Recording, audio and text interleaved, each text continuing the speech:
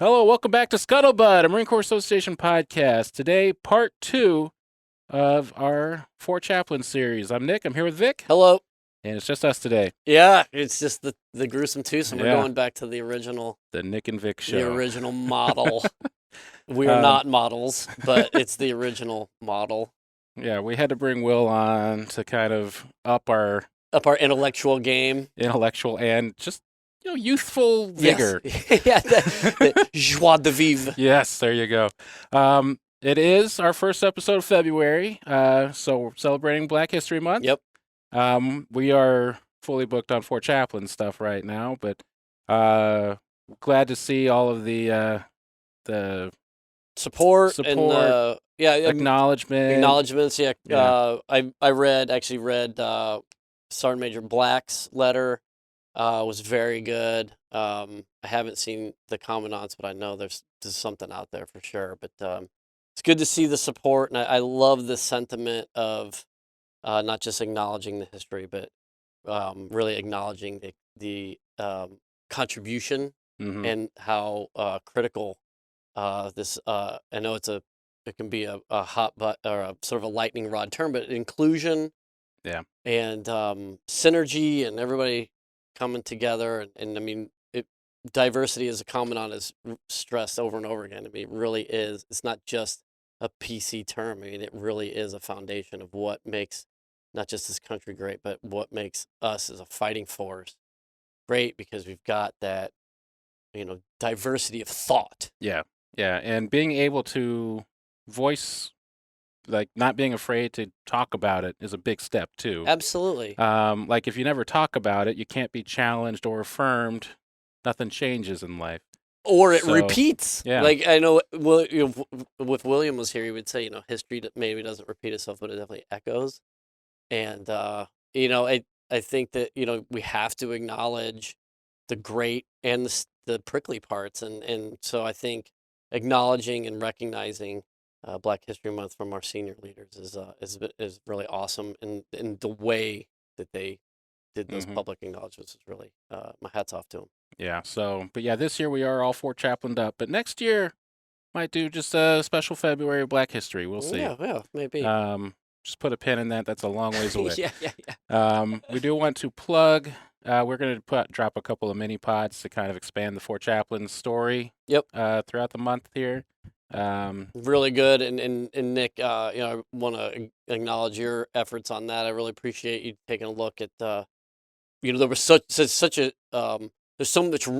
I hate to say ripple effects on a sinking ship, but there were so many second and third order effects that came out of the sacrifice and the bravery of the 4 chaplains, and I think you did a really great job of capturing.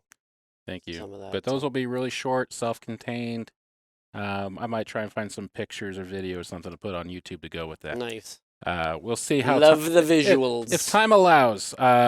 Plugging what else I've been working on. You can check out some old dinner speakers on our YouTube channel. I want to plug it because, man, I spent so much time salvaging some audio yesterday for General Nicholson talking about Marja and Mashtarak, and the one right before it.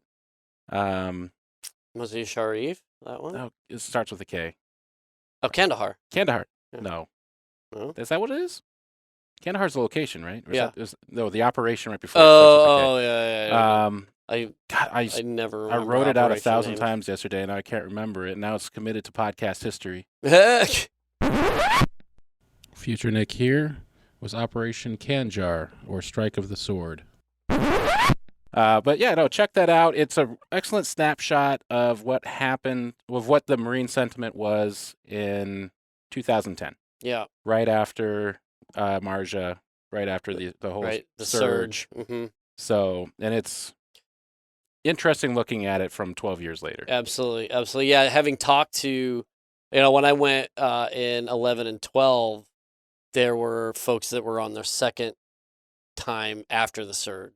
And so hearing some of the stories of especially like Dwyer, which was just like this little outpost that the Brits held as they just got shelled and rocketed like on a hourly basis, and just how the Marines then had to like bleed out and start retaking ground. It's a really great it's a great story and very tragic at times, but also so much and I'm valor hoping, there. Yeah, and I'm hoping as we go through the Scuttlebutt, we've kind of started building out the story of Afghanistan with Tom Schumann, Miles Vining. Talk about the refugees, Will Schick.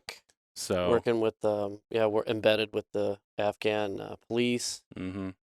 So really excited about what we're doing. Hoping to get some experts on over the summer. Yeah. Oh yeah, and the Jeff Stultz interview. Having 12 strong. 12 strong, yeah. So kind of trying to help tell that story. Yeah, from the many aspects of it. Yeah, committing it to celluloid as you will. But today we have Rear Admiral Baker. Yeah, Rear Admiral Alan T. Baker, always known as Blues Baker, because he plays blues harmonica. And if there wasn't a better way to get a nickname, yeah, for real. But yeah, this was a great interview. This was a real treat for me. He obviously 16th Commandant or 16th Chaplain of the Marine Corps, and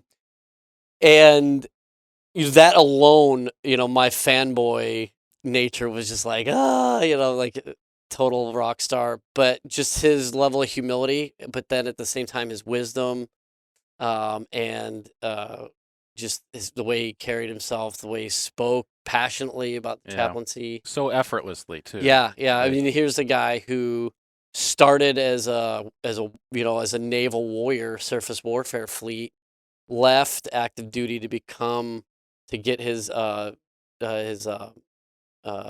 his Master in Divinity, and then became a chaplain, got his doctorate in divinity, and yeah, just at the highest levels of, at least from the green side, the Chaplain Corps, but then just the fact that he has still not lost that sight that, like, the fight for a chaplain is in the trenches. Like, it's not in the office, it's not from the pulpit.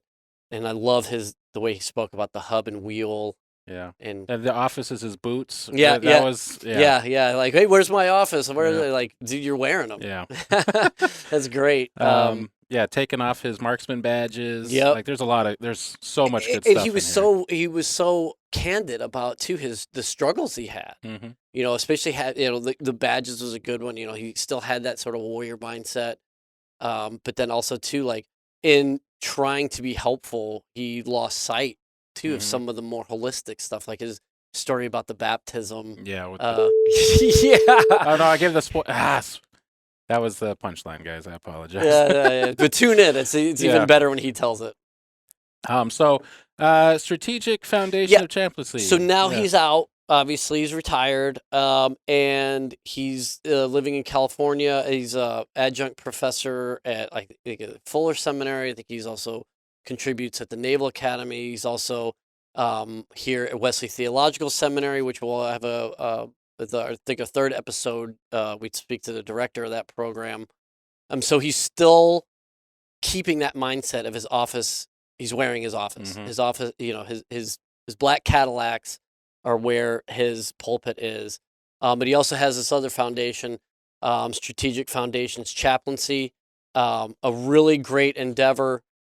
He's the co-founder, and they are looking to intersect leadership, faith, and learning, and coaching.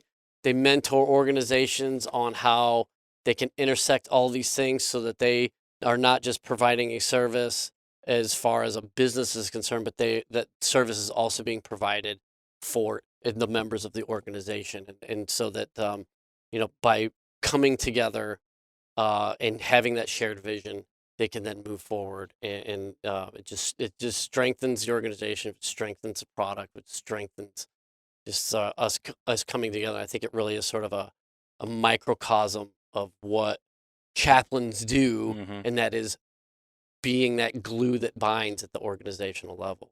And just always being a resource for whoever needs it. Resource, absolutely, for sure. And I did just want to mention also, today we are recording on for Chaplains Day. And so there's lots of publications about all of the togetherness and coming together and sort of using the sacrificial model that the four chaplains gave us on February 3rd, and then taking that and having it be something that brings us all together and shows us that hope is real and that we are more than what our day-to-day sort of the drudgery of day-to-day wants us to, or leads us to believe we are. So and forgive me, I did not write down the name of the Rear Admiral's book, but he literally just wrote the book on chaplaincy. Foundations of Chaplaincy. There you go. We talk about it. It's a wonderful read. Even if you're not interested, I mean, if you're interested in chaplaincy, you got to check out the book.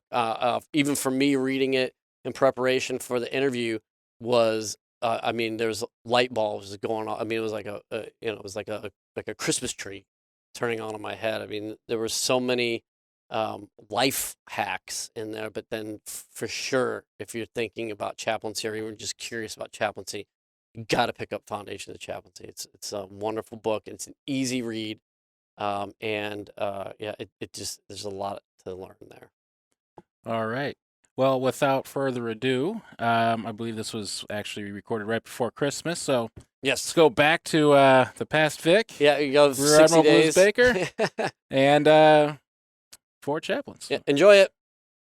The Ss Dorchester, a civilian liner converted for military service, left New York on January 23, 1943, en route to Greenland, carrying approximately 900 personnel and crew. It was part of a convoy of 3 ships escorted by Coast Guard cutters Tampa, Escanaba, and Comanche.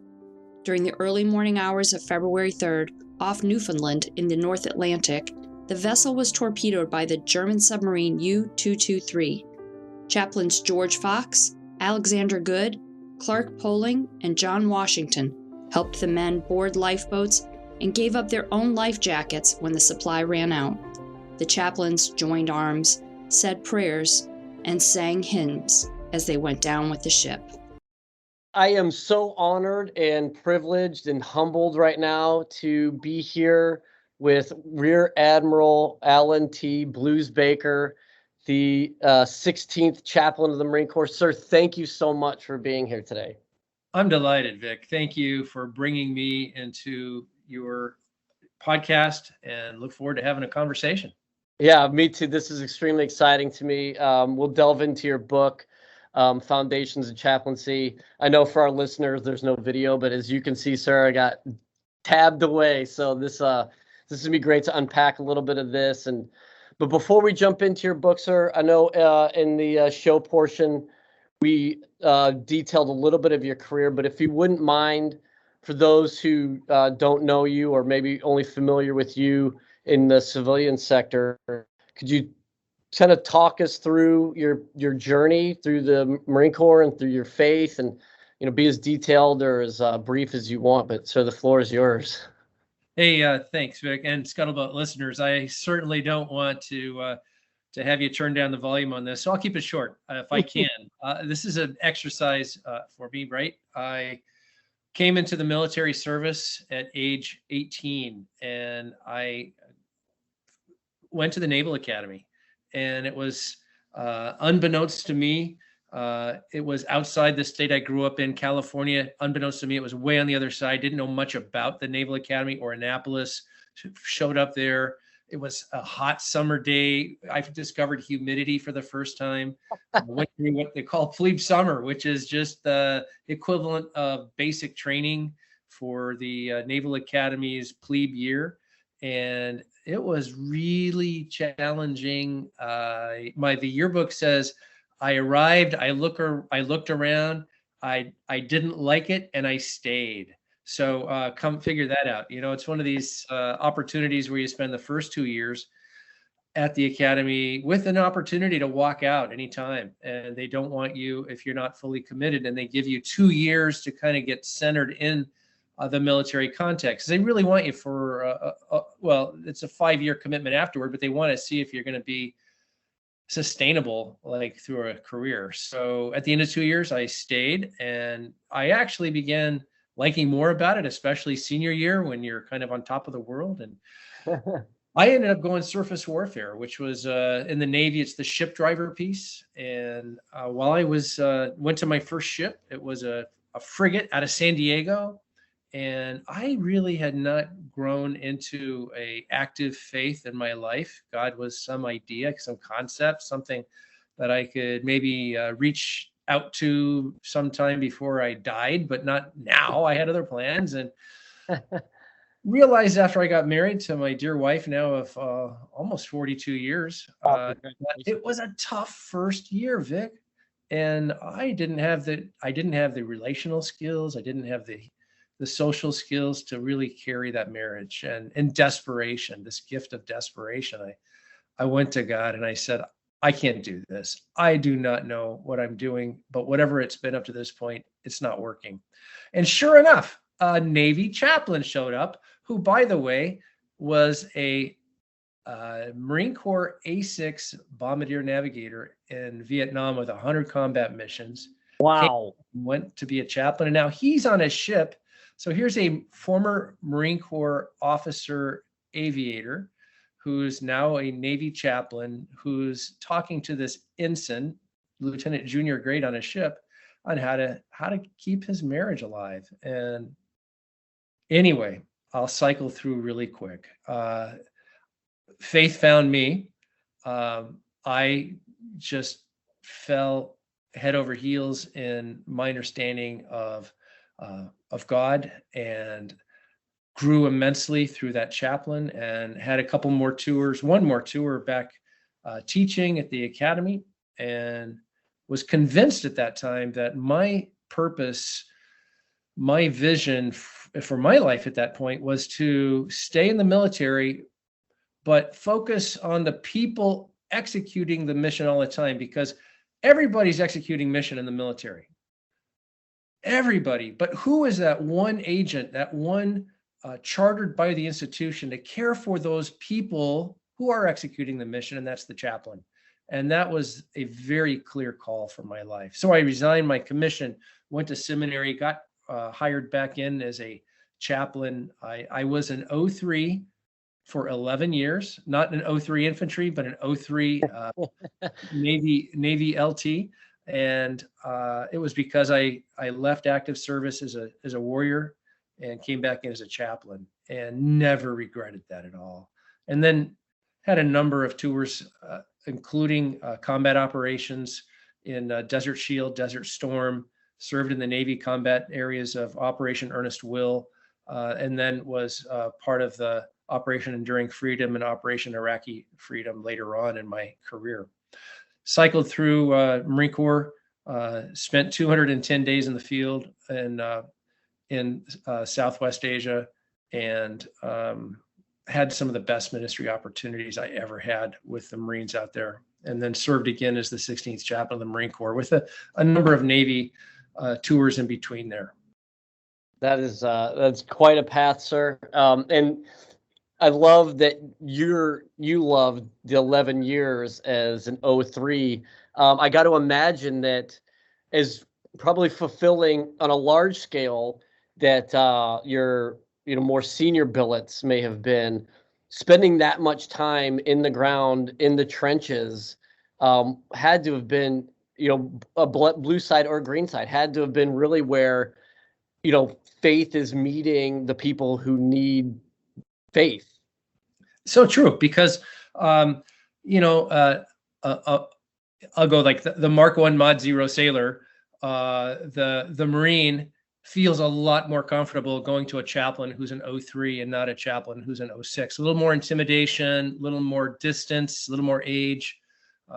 So I found that being the 03, and for those of you listeners in Scuttlebutt who may be 03s or senior to 03s, know that that's the most fun pay grade, because you get all the fun, and really nobody quite trusts you with the car keys yet. So you're steering, but somebody else has the keys, and it's just a lot of fun. So those were great years. Love them. Absolutely. So yeah, if I could have frozen my company command time, if I could just stayed there for 20 years, that would have been the most fulfilling career ever. So I so 100%. agree with you. Yeah.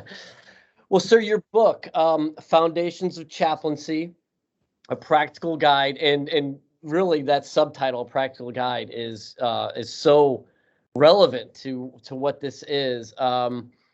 Obviously, there's much acclaim to this book, and as we talked, sir, I myself, having been a battalion executive officer, I really feel like this book resonated on a lot of levels outside of just a faith-based organization. It's something a tool I wish I had had in my kit as chief of staff of a battalion.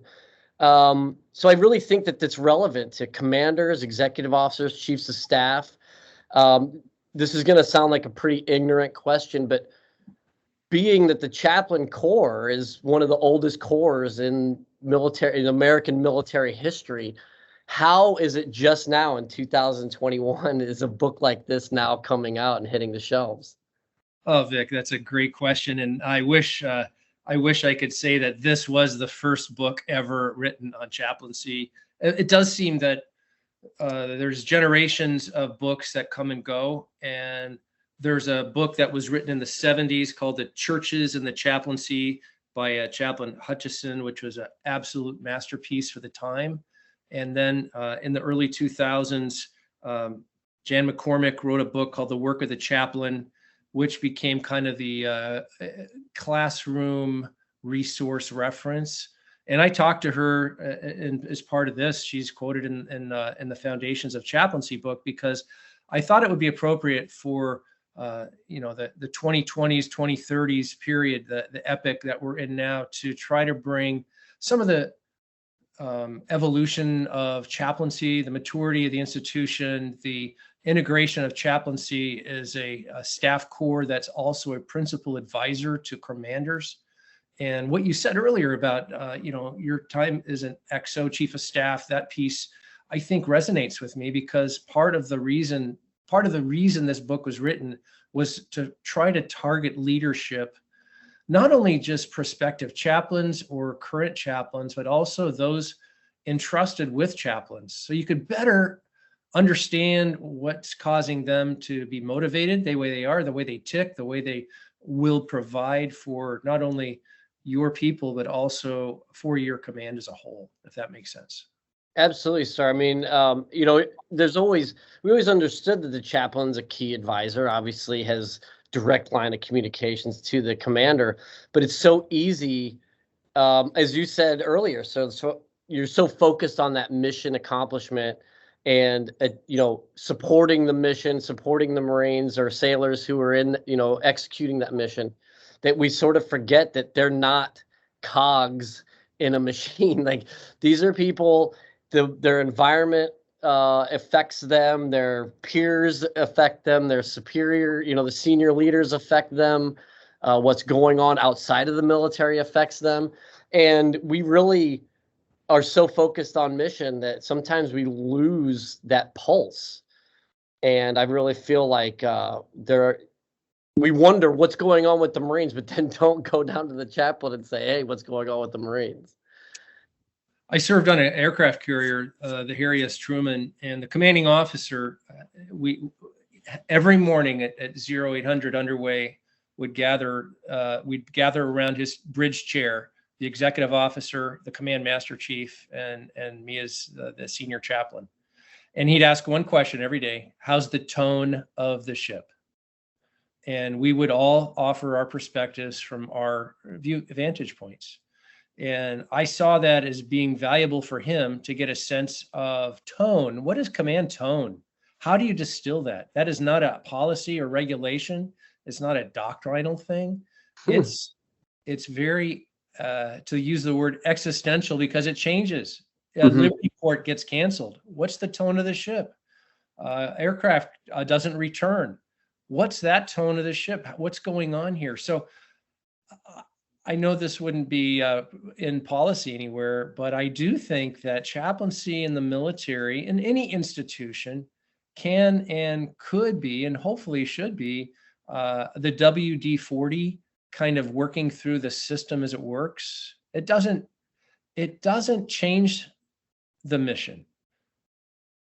It supports the people who are executing that mission. And it's chartered by the very institution itself to say, we want this person to have a role that is distinct from others, but completely focused on others and not focused other places, if that makes sense. Absolutely, sir. And you would reference that as you were talking through your just wonderful detailing of the roles and responsibilities and for lack of a better term, the foundations of what it means to be a chaplain. And one of the things that I thought was really resonated with me is that the people in the organization are going to care less about your religious affiliation and more about how professional you are in being someone that cares about other people. And so it's almost like a revolving door or like a symbiotic relationship that regardless of whether you're evangelical or Catholic or Jewish or imam, if the Marines and sailors understand that your profession is caring and that you care about that profession, I think that opens up. Do you agree with that, sir? I do, because I think, let me go at it a couple different ways. One is that a chaplain should be an example in military bearing to the organization. Not that the chaplain is the hat on the drill field, but the chaplain is someone who people look up to for many reasons. That chaplain is a commissioned officer. That chaplain is a religious cleric. That chaplain has the right ear of the commanding officer. That chaplain is someone who's eating our same chow and sleeping in our same field situation. So because of that, the chaplain needs to have a standard for bearing that is exemplar of the institution. So no, I do not think chaplains should wear unpolished boots if everyone else has polished boots. The chaplain who exempts herself or himself from organizational norms is at risk of losing credibility and becoming an appendage to the organization and not organic with the organization, if that makes sense. You were detailing the roles and responsibilities in the book and the foundations of chaplaincy, thus the title. And through all of the challenges that one may face, I feel like the Marines and sailors are going to be more receptive to the chaplain and allow the chaplain to do his key roles and responsibilities if he is a professional at caring, and that the soldiers and sailors and Marines are seeing that professionalism in the application of that care. Mm-hmm. Do you mind expounding upon that a little bit? Yeah. So I will, at the risk of simplifying and reductionism, but let me give you two types of chaplains, because I actually was the company commander of chaplain basic course years ago. Wow. So every new chaplain came through, and it was typically a clergy person who was a civilian who needed at least 4 weeks of orientation, more than that actually, to what the military was. So port, starboard, bulkhead, overhead, deck, basic fundamental attributes of our lingo. And then 4 weeks of that was followed by adaptation of their skills to the military. Not necessarily changing their skills, but helping them adapt what they knew to this new environment and to the people that they'd serve. There was another type of chaplain, again, at the risk of simplification, were those like me who came from the military back into the military chaplaincy. And oftentimes, regrettably, they would carry like some baggage with them of trying to figure out whether they're still a line officer, an infantry officer, a surface warfare officer, or whether they were a chaplain. So their issue wasn't so much orientation of the military. It was more orientation to being a chaplain in the military. So, they didn't arrive at their organization and become something other than a chaplain. The sailors and the Marines, they don't need another executive officer. They need a chaplain. So how do you then become a chaplain? Maintaining high standards, but being invitational and not impositional in who you are. Making sure you never ask for something because somebody's going to do what you ask because you are in a position of authority, even though you may not think you have that authority. So be cautious. Otherwise, people will go to extremes. I was at Air Base, Sheikh Isa bin Salman Al Khalifa. The year was 1990. We were having chapel services in a tent in the desert, a huge dining tent. It was the only place we could gather. They called it the Cami Cathedral. It was so large. It was draped with camouflage netting. We were not allowed to fly the typical chapel flag, which is a blue flag with a white cross for a Christian chapel or white tablets for a Jewish chapel. The host nation would not allow us to do that. We went to the parachute riggers and said, what would it be if you could design a chapel flag for us? And the parachute riggers came back and they had designed a green triangular flag with a yellow fish that we flew high above this tent. And the yellow fish, for those who came from a Christian background, would see that the fish had this Christian symbology. And those who didn't, it was a restaurant, maybe, we didn't know. So we would have services there. And one day we were going to have something like 10 baptisms of Marines. And it was exciting and we were thrilled. And I had no idea where to get the water. So I was pining away like, that we could have water to do a baptism with. And one of our sergeants said, I've got it, sir.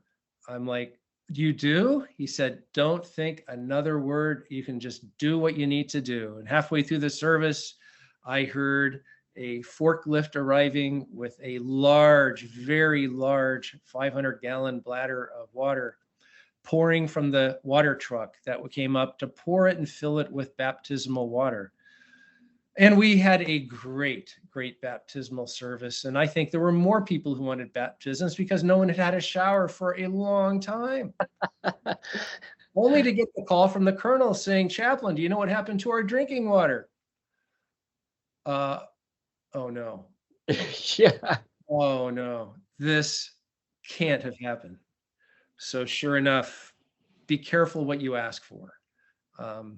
Be good stewards of what is entrusted to you, because if you could easily exceed what you really want, if that makes sense.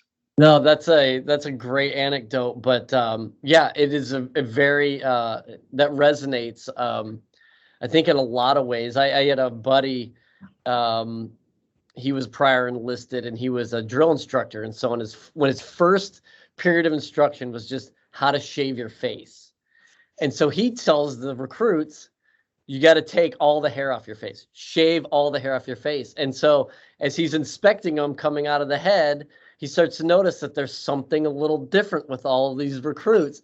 And what they've done is they have no eyebrows. They've taken all of the hair completely off of their faces.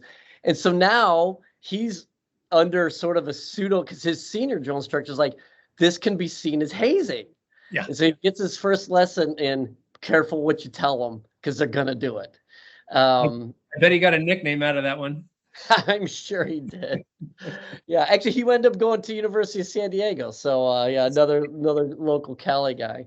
But yeah, that's and so what are lessons like that? So I think you had mentioned some of the challenges that former service members, especially probably at the combat arms level, have when they come back into the military service, because they've already have, like you said, some preconceived notions or even some baggage that they're bringing with them back in uniform. What can your book say to those who are maybe going into other organizations? So for your civilians who are coming in to the military organizations, or former military members who maybe now are going to be police chaplains, is that sort of a you've got to do some discovery learning, or does your book speak to that as well? I think it's really on the organization to determine at what level do they want to orient their chaplain or other employees as they take them in. The military has great orientation schools for chaplains. Every service branch has a orientation school, and it's actually, over 7 weeks. Some of them are longer than that. And the goal there is to realize that if they're not, no matter if they're equipped, they're not equipped for that particular role. And so how do they get into that role? So hospitals would have their own orientation programs or certification programs. So there's a professionalization of chaplaincy for many different kinds of chaplaincy, of which the military, I think, it's the most enduring, it's the longest, it's the most sophisticated. And I think to a degree, when you're on the battlefield, obviously the most critical. Because if you have chaplains that haven't had that opportunity to prepare themselves for that kind of experience, they're not going to be worth their salt when they're out there. I have another anecdote. I was on a cruiser going into the Persian Gulf for the first time in 1987, and the U.S. government was supporting this thing called Operation Earnest Will, which was to protect the reflagged Kuwaiti tankers that were going up and down the Persian Gulf. And our cruiser was one of the forward missile cruisers that was defending these tankers. And daily we would have, they were Iraqi Mirage jets that had Exocet missiles that would fire at these targets, and we'd have to interdict and prevent them from doing that the best we could. And it was pretty threatening. And heading toward the Strait of Hormuz, we were listening on a chatterbox to one of the, it was an oil tower that was being raided by some of our people, by some of our special operations people. And we were listening to a live circuit, and it was very tactical, very scary, very, you're in real, live rounds going off and people getting injured. And I went down in the ship to my stateroom and just wrote the last letter home saying, I don't know what's going to happen here. We don't know. Nobody knows. But I think every sailor, every officer should do this. Don't know if they will, but I need to do this. I need to prepare myself in a way that would do a moral will. And that wasn't my own idea. I got it from chaplain school. A chaplain there, a senior chaplain, had told me to do this before you get into a situation. And I did that, and it took me an hour and a half, and I was completely emotionally drained by that. The outcome was that I was then prepared to start working with the sailors and the officers as they were now moving into that same space. So yeah, I think, similar to in the Christian tradition, you distribute communion. You say, I'm only giving you what I've received.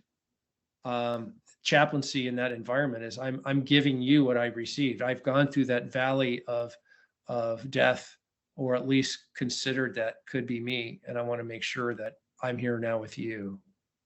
That's profound, sir. I think that's kind of a life hack, but absolutely. I think that there's a lot, especially for the Chaplain Corps, something like that.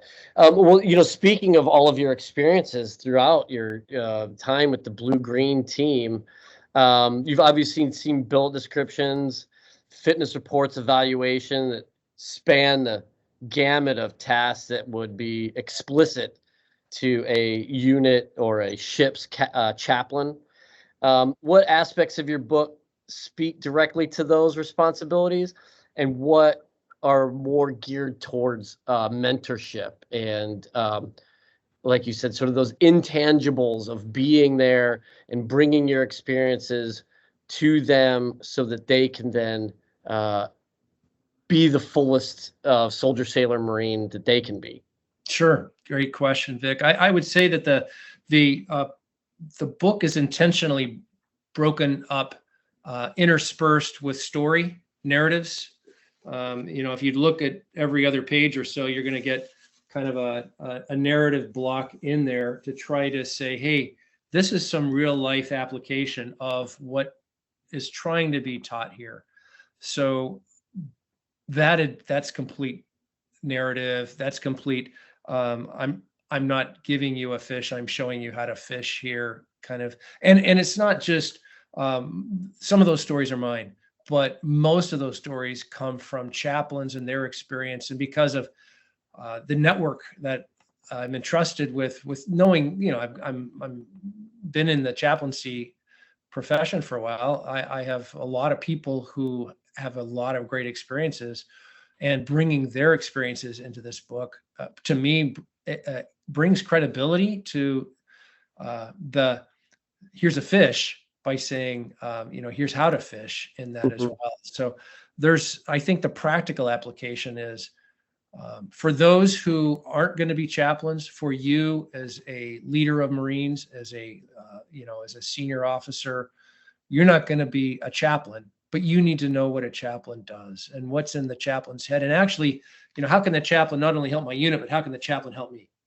And for the chaplain, this book is actually giving them, hopefully, the tools to say, here's how to fish. And there's your stories are just as valuable as any story in here. And oh, by the way, we're all going to make those mistakes, and it's through the mistakes of others I want to learn from. I don't want to necessarily learn from my mistakes, Right. but let's share those stories and be collaborative and say, we disguise mistakes with best lessons or lessons learned or best practices, because there was at one time the worst practice, right? So I want to know what that one is, and I don't want to repeat that. And let's grow from each other, if that makes sense. Absolutely. I did take a lot away from reading your book about having that diversity of experience. And like you said, giving it that authority to speak about these things is not just, interesting mind experiments, but that this is things that people have actually lived. And here is their account of those things, especially from the hospital chaplaincy perspective, because there is just so much lament and sorrow, and people really at sort of the breaking point in their faith, and the chaplain just being there with them. So I think your book does a great job of simultaneously giving the fish, but then also teaching how to fish, so that it's not just it's not an echo of the same mistakes that people are making over and over again. When I was working as the 16th chaplain of the Marine Corps, which was amazingly diverse position, part of the position, it allowed me to go over to Bethesda, Walter Reed, to meet our wounded warriors, our wounded that had just come back from usually Landstuhl, Ramstein. They'd be combat evacuated and brought in. And I would always go there thinking, well, I'll pass out, the chaplain of the Marine Corps coin, or something along those lines, and say a prayer with them and try to bring encouragement to them. And I never sensed that that's really what I did. I went in there and they would tell me about their buddies they had to leave behind. And how, even though their body was broken, their heart was still there.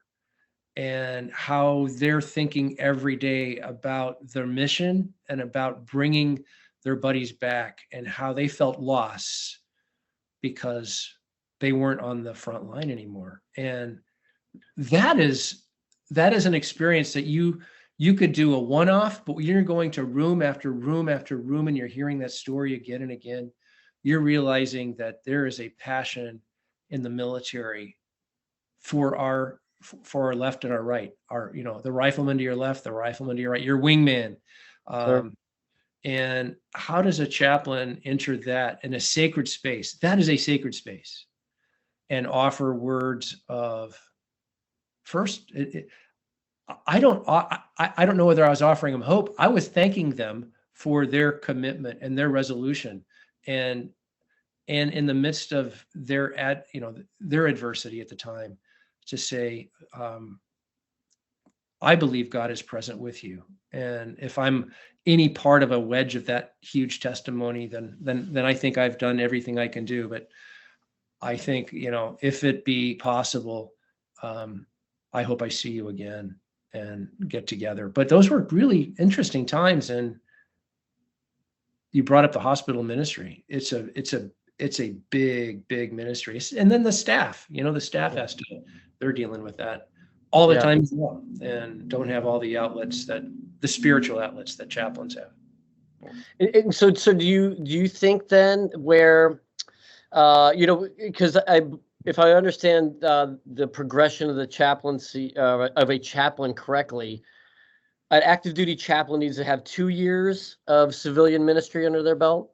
Yes. So do you find that because they're coming from sort of a building centered model, you talked about the wheel model, the hub and the wheel, and how the building centered model is everybody is sort of coming to you. You're in the church, you're in the building, everyone's coming to you, and you've provided this safe space, but there's a level of comfort for you, maybe not necessarily for them, whereas the chaplain model is the exact opposite.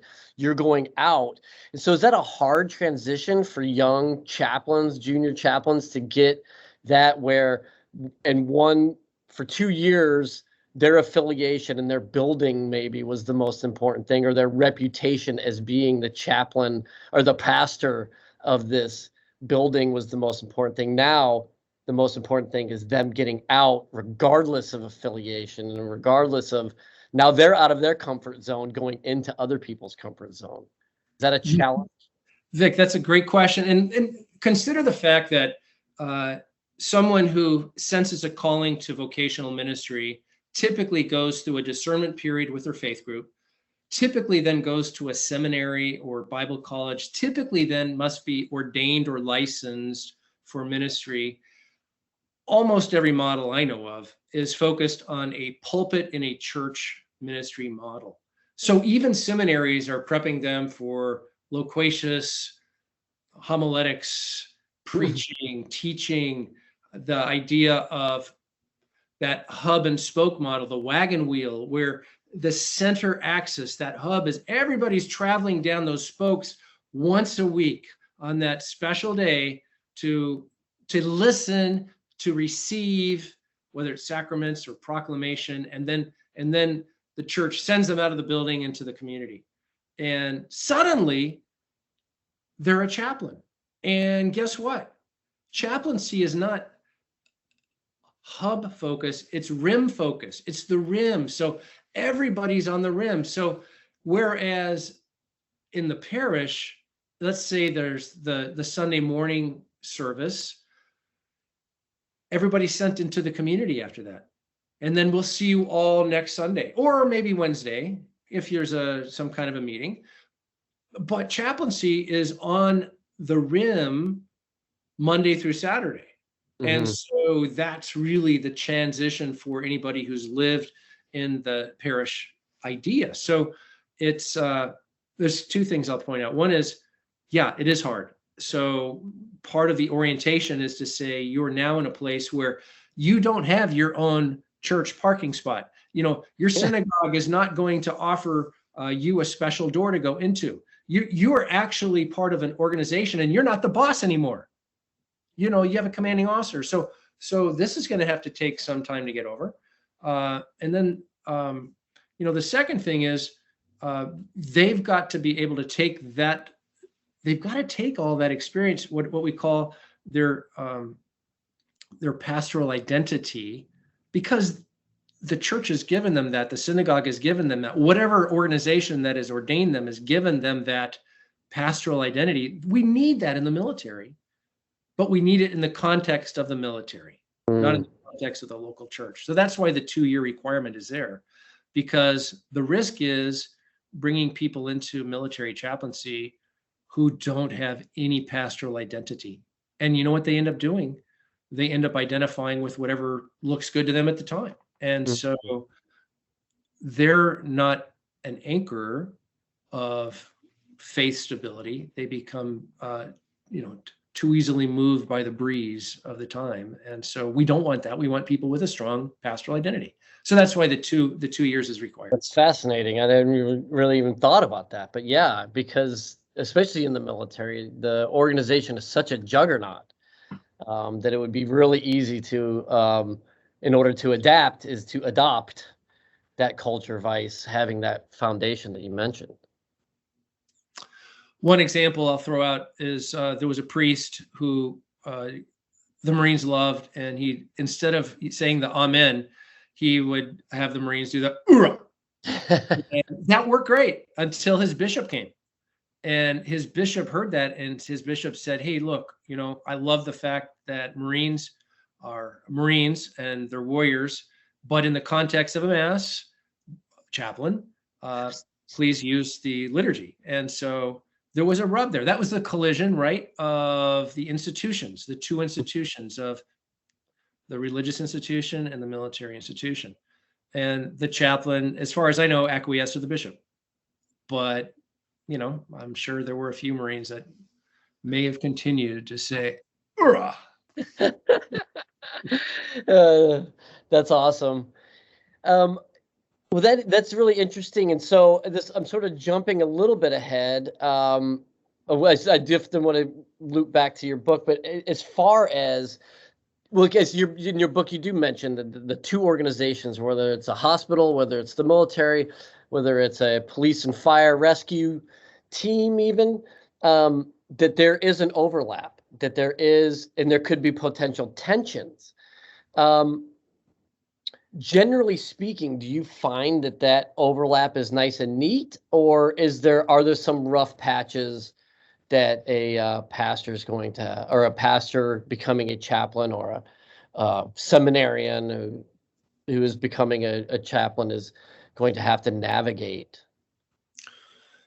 In answer to your question, I would say that the tension that you talk about that could be there actually should be there. I think the tension should be there. If there is no tension for a chaplain, then something may be, that to me is an indicator that something may be wrong. Either you are too far inculcated into one organization or the other, and you're too comfortable. The chaplain is the one person not only chartered by the institution to care for the people, but the chaplain is the one person chartered by the institution to hold two identities.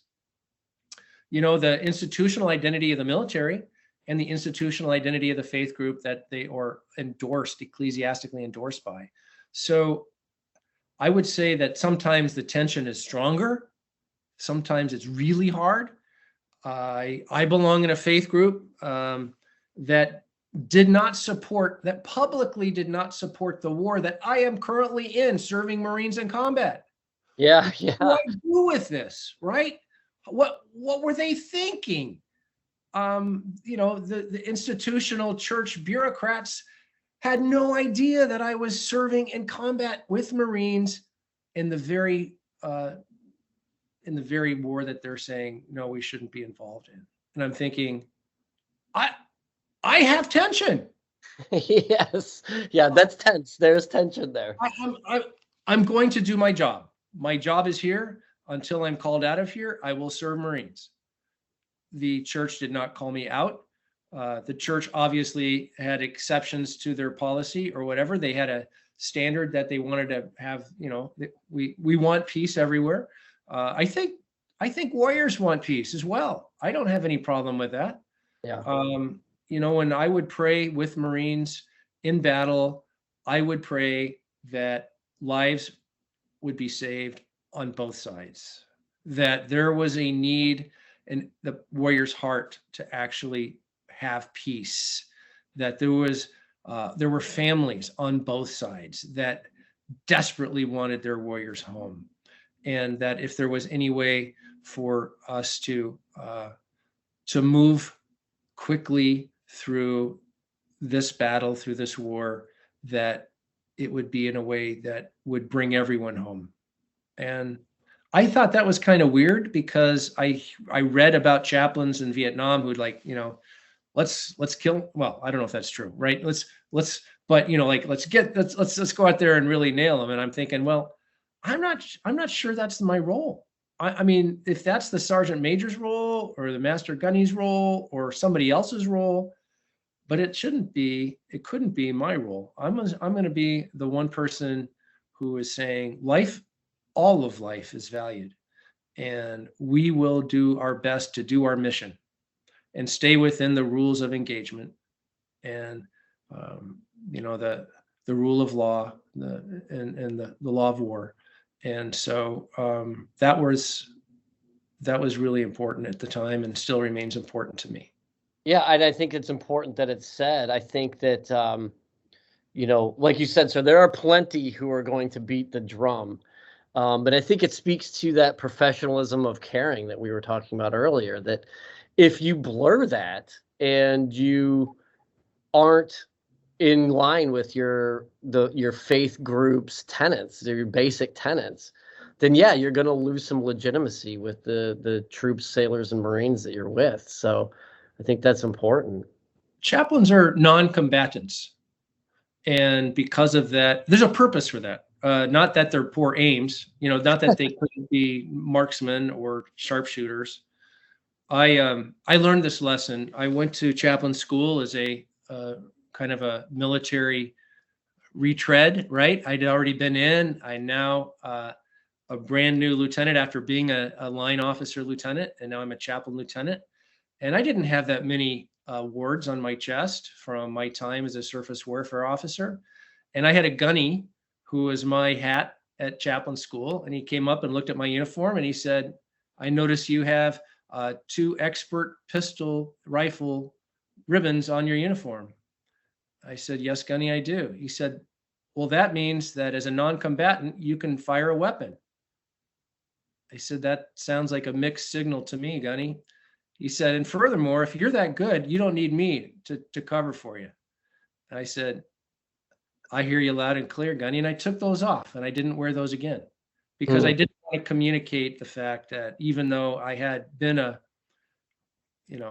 warrior in the past, that I was still a warrior. I thought it was a mixed signal. And I know there's plenty of chaplains that might be former that wear those, and I don't want to tell them they live the way they want to, but I can tell you it could be perceived as sending a mixed signal, if that makes sense. That absolutely does, and that is an aspect that I hadn't even thought about. That's fascinating. So then, as we're talking about deployment, we're talking about roles. Is there a process in chaplain school or even in the selection of chaplains where a chaplain, because one of the responsibilities of the chaplain is to, and you mentioned that we pray for all life. The part of the role of the chaplain is to make that interfaith, create an interfaith dialogue with the enemy's spiritual leaders, with their, the folks that they turn to for spirituality, and to make those links and to find that place where maybe, we can come together spiritually, even if we can't necessarily come together ideologically. Is there a process that picks those chaplains and say, hey, this, RCT5 is getting ready to go out. This chaplain here is amazing or has a background in interfaith communication. Let's attach him there. Or is this sort of an OJT thing for chaplains as they go from maybe the blue side to the green side, or from a parish to a combat unit? There's 2 ways to do this as far as growing into a bigger world of faith expression, because typically chaplains come out of a seminary or a faith group, which tends to be narrowly focused on their own faith tradition and on their own execution of ministry, whether it be, homiletics or some kind of liturgical sacramental services. And they go into the military chaplaincy, and it's huge, right? You've got people who might identify with your faith. You've got lots of people who have faith but not your own. You've got tons of people who just don't have any faith, and that's fine for them. And it should be fine for the chaplain. The chaplain's not trying to execute their faith group goals on that population. The chaplain's to be supporting where they're at. And so it diversifies the chaplain. And then there are certain programs that the Chaplain Corps have to study religion and culture, to grow, to gain content, to gain expertise in a bigger picture. And then there's a very practical way. For example, I'm in Afghanistan, and the counterpart that I'm meeting with is General Nasib, who's the chief of chaplains for the Afghani National Army. And I'm having a great time with him. I'm like, so what's the kind of diversification does the ANA have? And he's like, oh, we have a very diverse chaplain corps. We have imams and mullahs and muftis. I'm like, oh, okay, I get it. A little different than my tradition. What kind of authority do you have as a chaplain in the Army?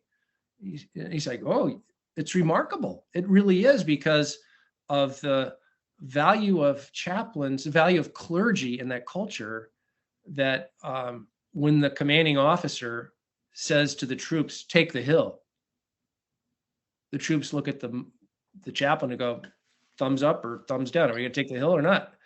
That is not like the U.S. military system at all.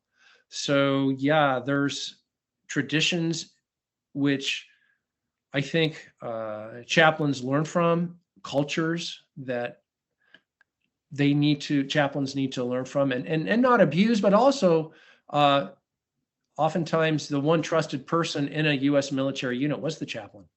So if there was a village, and there was a FOB and there was a chaplain, that the chaplain could have communication with the local clergy. So if there were care packages or something for distribution, that would be a bridge. That was not to be burned. You had a connection with the community there by the chaplain. Closer into the tent, you talk about the diversification. When I was with Marines going into combat, I would have a Marine come to me and ask me to bless his St. Christopher medal. And in my tradition, I don't have blessing for a St. Christopher medal. So do I tell him, hey, look, we don't bless St. Christopher medals? Or do I say, hey, in my tradition, I don't know the exact way that you would want it done, but I would like to hold that medal in my hands and offer a prayer for the wearer of this medal in combat to be courageous and to live through this experience that he's about to go through. And that's what I did. I mean, I'm not sure to this day the prayer for the St. Christopher medal blessing, but I do know that Marine left me in a good place, and I did the best I could with what I had.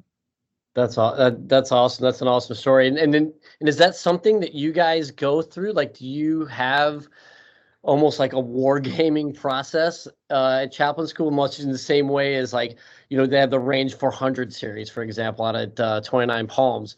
Is there something similar to that for chaplains? They have do they run vignettes and scenarios that give chaplains sort of that experience? We try, but there's so many, like the chaplains who go through the training, a basic course, go into the field. They have scenarios and role plays as they go through the class. I'll give you a specifically Christian one for your audience just for a moment. But there was in the tradition of the Christian church, there's in baptism, there's a Trinitarian baptism called in the name of the Father and the Son and the Holy Spirit. And then there's another baptism, which is in Jesus' name only baptism. And these two, I don't know the percentages of Christianity that would say one is valid and one is the other, but I know in my faith tradition, the Trinitarian formula in baptism in the name of the Father and the Son and the Holy Spirit is the way that I'm approved to do it. So I had a Marine come to me saying, hey, my baptism is no good. I need you to rebaptize me on this eve of combat. I got to go out there. I could get killed and I don't want to go in the wrong place. So baptize me right now, chaplain. And I'm like, okay, well, I baptize. How do you baptize? I asked, and he said, I was already baptized in the Trinitarian formula. Baptize me in Jesus' name, because I know that's really the right one. And I'm like, well, I don't do that. That's not what I can do. But there's another chaplain over here. Let me ask this chaplain. So I went over and asked that chaplain, and he's like, sure, yeah, I'm all over that. So that's how we try to use this term, cooperation without compromise. Mm, And I think that that's probably a good example of that cooperation without compromise. I don't think the Marine was offended by me. I wasn't in the place to like try to have a theological conversation with the Marine. I really wanted to meet the Marine's accommodation needs, but I had to do it in a facilitation way instead of actually providing that, if that Yeah. makes sense. No, it absolutely does. It seems so intuitive, but yet challenging at the same time. I can definitely see where, yeah, without the right mindset, someone may be like, well, hey, let me tell you about why you're wrong. Vice, hey, let me find out how I can help you first, and then maybe we can have a talk about this thing later. So that's really great. And so, sir, through all your experiences then, especially as we in the Marine Corps, in this sort of transitional period now where we're coming out of those irregular warfare, asymmetric warfare, the contingency operation mindset, and we're getting back into what when I was in called core competencies, and we're looking at this peer threat stuff. So we're going into this idea of we're going back on ship, essentially. We want to get back into our amphibious roots, and we're looking at all these things. What can you tell us, tell the listeners, tell us about what it's like for a greenside chaplain to then get on ship and then do you have to adjust to a new command structure? Are you now answering to two bosses? Does the ship's chaplain, I guess, would have seniority potentially? So then what does that mean then for the unit chaplain? Could you sort of explain some of, as we're talking about overlays and organizations, it seems like that ends up being sort of the trifecta that a Marine chaplain would have to deal with. Mm-hmm. Yeah, for the Scuttlebutt listeners, I would say that at this point in time, with the transition of the Marine Corps back to onboard ship, classic expeditionary warfare focus, the spiritual side of a Marine, of a sailor, remains asymmetrical problems. You cannot stovepipe what's going to happen in life into into a front. You're going to get flanked. You're going to get continually flanked with this asymmetrical spiritual warfare. And it can come from problems from home. It can come from problems in your unit. It can come from problems in your brain. You've got that 1,000-mile drive in the Humvee from the brain to the heart. And so often that is impossible to bridge unless you start using language that talks about spirit or soul. And so the chaplain can help connect those two. There's tons of research done in different clinical books and theological books about the character of who we are as humans. And no matter what circumstances and no matter what epoch of time we're living in, the problems pretty much remain the same. They're historical. If I go into the book I use called the Bible, I can pull out quotes in the Bible from 2,000 years before the Common Era that you would go, oh, that's not today? Because humans and our human nature has largely stayed the same, right? We have fears, we have this angers and sense of loss, and we look for ways to fulfill those, sometimes using really healthy habits and really healthy appetites, and other times unhealthy habits and unhealthy appetites. And I think I had a sailor come to me, a good guy. I really, is member of the chapel community, comes in after a night on the town, and he says, chaplain, I just need to tell you, I committed adultery last night and I feel terrible. And I just said to him, I said, that's probably a good sign that you're feeling terrible. The more terrible you feel, the healthier you could possibly be on the back end of this, because you're telling me, as he did, that he wanted his marriage to survive.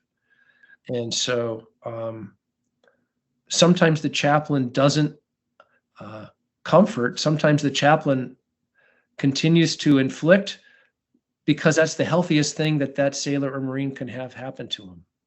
And so I'm thinking of the image of somebody who isn't a great swimmer, but isn't going to drown, who gets thrown in the water and is splashing around, and the life preserver is there and the sergeant major standing there going, swim, swim, swim.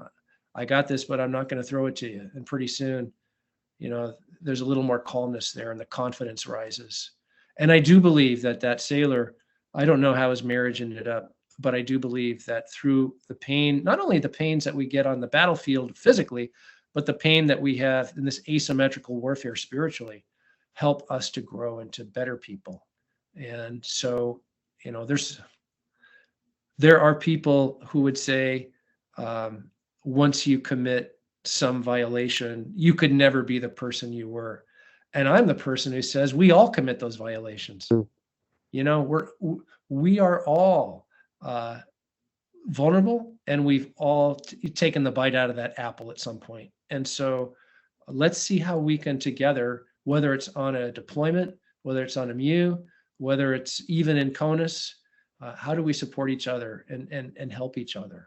Because when I help you, I'm helping myself too, by the way. Vic, I'm a better human for talking to you. I totally believe this.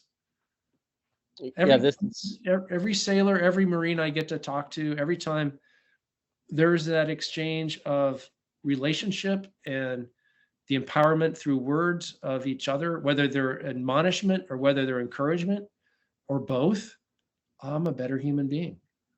That's a sacred time, if that makes sense. Absolutely, sir. And yeah, I mean, community, connection, camaraderie, all the great words that we use. I mean, I think it captures that sense of, like you said, sir, the rifleman on the right and the left, that's the most important thing. And then for the chaplain then to be that sort of that glue that binds through the ups and downs. It's real easy for a command, and not just the commander, but the command in general, to rally around success. Mm-hmm. That's not life. And so, well, sir, this has been extremely enriching for me. I do have one question, and I know you've been extremely generous with your time, so I thank you for that, sir. But I do have one question for you. We like to finish out all of our interviews this way, but especially with your diversity of your experiences. Do you have a favorite day in the Navy Marine Corps team? Sure. Well, I'll start with my worst day and I'll end on my favorite day. And they're both very coincidental. My worst day was my day of enlistment, my oath of office as a plebe, because I had really no idea what I was getting into. And I remember our first meal after I did the oath was to go in, and they fed us submarine sandwiches because it's a Navy idea. Yep. Yeah. And they gave us, we could only take 3 chews, and then we had to swallow that food. Whatever it was, whatever you had to have, 3 chews and a swallow. That was all we were allowed. And I was thinking, oh, I am in so much the wrong place. There is 1,000 better places, and I've made a terrible mistake. That was my worst day. Remember, I'm the guy who came in there, looked around, didn't like it, and stayed. My best day was my second commission as a chaplain, because I sensed that was the place where I was to serve best as a supporter, as a spiritual advisor, as a command advisor, as a chaplain. And I resigned my commission to be a chaplain. The Navy said, we may not need chaplains in 3 years. There is no guarantee we will ever take you back. And I did everything in seminary focused on chaplaincy. I studied all the paperwork I did was on developing, spiritual studies in a battalion or in a division in a ship or whatever. And came back, finished seminary, and the Navy ended up hiring me back and commissioning me. And I knew that was such a fulfillment to now be a chaplain, and all the aspirational desires I had. And as I look in the rearview mirror, there was some, you know, um, there was some thought that I really didn't know the full picture of what being a chaplain was. I think there probably was some ignorance, if that makes sense, which I gained through the school of going through chaplain school and then going to my ship. For example, I'll finish with this. I'm on my first ship, and they have a senior chaplain on the ship. I'm crossing the pond. I'm going across the Atlantic on a cruiser, 430 sailors, myself as the ship chaplain, and then the squadron chaplain to mentor me along the way. And so I'm frustrated because I don't have an office. I don't have a place to meet sailors. I don't have this place that I've been trained in seminary to talk to sailors, a private place. So I go to this senior chaplain and I start puling and crying and moaning and bemoaning the fact that I don't have a place to meet sailors. And he simply looks at me and he points to his size 12 boot and he says, "This is my office." What I heard was, "Get over it." Yeah. Get over it and become the chaplain that you can be. And so, yeah, the best day was being commissioned as a chaplain. And I loved my opportunity in the military to do that. So for all of you listeners at Scuttlebutt, I'll just say, get to know your chaplain, reach out to that person because they are a resource for you and they can bring you not only knowledge, but relationships that are within their range that can support you as a leader, as a follower, as just an interesting inquirer. And I'm grateful for this time together. Thanks so much, Vic. Yeah, so this has been fantastic. This is so great. And as you know, sir, we're running this interview as part of our 4 Chaplain series. And so it'll be airing in the month of February. February 3rd is for Chaplain's Day. So, sir, this is amazing. And your love of service is evident in your career. And thank you on behalf of all of us Marines, former and active, for your service as the 16th Chaplain of the Marine Corps. For all of our listeners, please, regardless of whether you're in or not, read Foundations of Chaplaincy, a practical guide.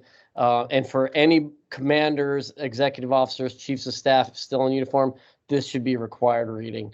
Absolutely. But sir, thank you so much for your time and best of luck to you and all you do. And maybe we'll look to get you back on at some other moment. Thanks, Vic. Thanks for your time.